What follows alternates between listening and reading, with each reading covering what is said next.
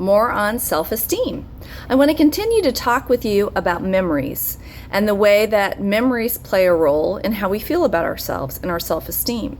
Just as we have blind spots where we don't realize that we've justified something because our fragile self-esteem can't take it, we also forget things or don't remember things that made us look not so good or where we made a mistake. And not only do we forget things, we actually can create memories. I talked a little bit about that last time, but I want to tell you some more stories today that bring that to life. One of them is about a gentleman who wrote a book about growing up in a concentration camp. And as it turns out, he not only did not grow up in a concentration camp, he wasn't even Jewish, he was Swedish. And it was, I think, a best-selling book called Fragments that he wrote. And so you think, wow, he made all that up? But what research tells us is those kinds of things happen when we are surrounding ourselves by something. So he was fascinated in children who grew up in concentration camps, and he spent hours and hours researching it. And so it became such a part of him through his research that his brain actually created fictitious memories, and that's what he wrote the book from. So again, this is more complex than just being honest or having integrity. This goes a little bit further than that.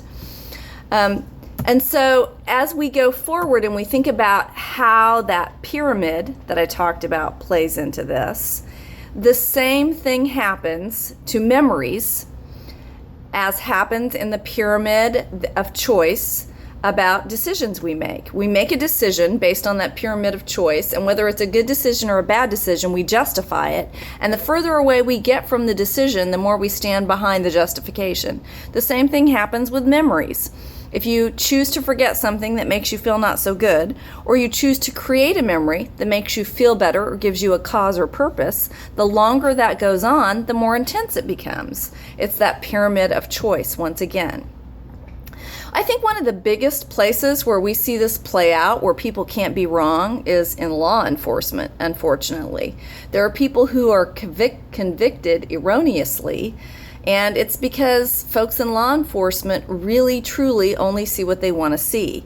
This is evidenced by the fact that now that we have DNA, lots of people's guilty rulings have been overturned. In fact, there's a whole website committed to people who were found guilty of, horrible crimes that were later proved to be innocent. There was actually a book written on this. It's called Law and Order, and it was written a long time ago. It was written in the 30s, but it's really interesting because even back then, prosecutors made bad decisions, and later on they found out that people who were convicted weren't guilty. In this particular book, they reviewed 62 cases that people were erroneously convicted of all kinds of crimes, including murder. And in 8 of the particular cases out of the 62 that were murder convictions, the person who was supposedly murdered wasn't even dead. That's how wrong we were. How does that happen, you say? Well, we see it in politics. We see it in criminal law. We see it in our everyday lives. Justification, what I was talking to you about in our last session. It's human nature. We are prone to that. And although we like to think that we have morals and we have integrity, we have blind spots. And sometimes we don't even know that we're doing that. I think it's really interesting that our self-esteem appears to be so fragile that we're so prone to justification. We have these blind spots, and we can even create or forget memories to back us up and make us feel better about ourselves. I loved this Netflix series called Justified. It was about a law enforcement officer, kind of a cowboy kind of a guy, who used his gun more often than he should, and more often than not, he killed the bad guys instead of taking them in. And of course, the series is called Justified. These were really bad guys, and as you grow in tune with the series and the character, you kind of start to believe that what he does is justified. These are really bad people, and it was okay that he killed them under those circumstances instead of bringing them to justice. And it was interesting for me because I happened to be studying this topic while we were watching this series, to see how far I went from the beginning of the series in the first episode where he kills someone, and I thought it was horrendous. I couldn't believe it. And toward the end of the series, they kind of deserved to die. I don't know. It's interesting. I mean, it was just a TV series, but it's a slippery slope, and it's one that we're all really prone to.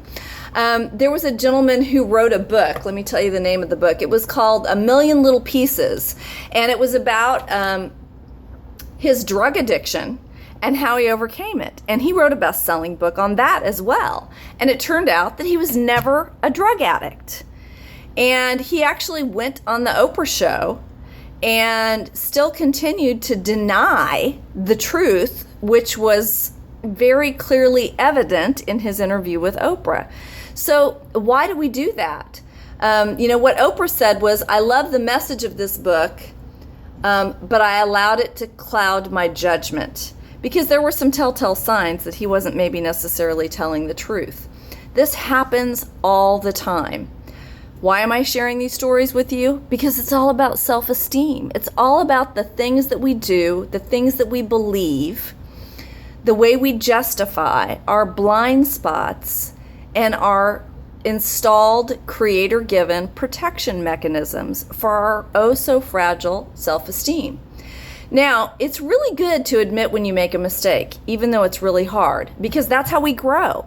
In the very beginning of this series, I talked about lots of famous people who had had horrible mistakes, and those horrible mistakes were the platform that got them to greatness, like Bill Gates, who dropped out of Harvard, etc. And so mistakes are a really important foundation for success.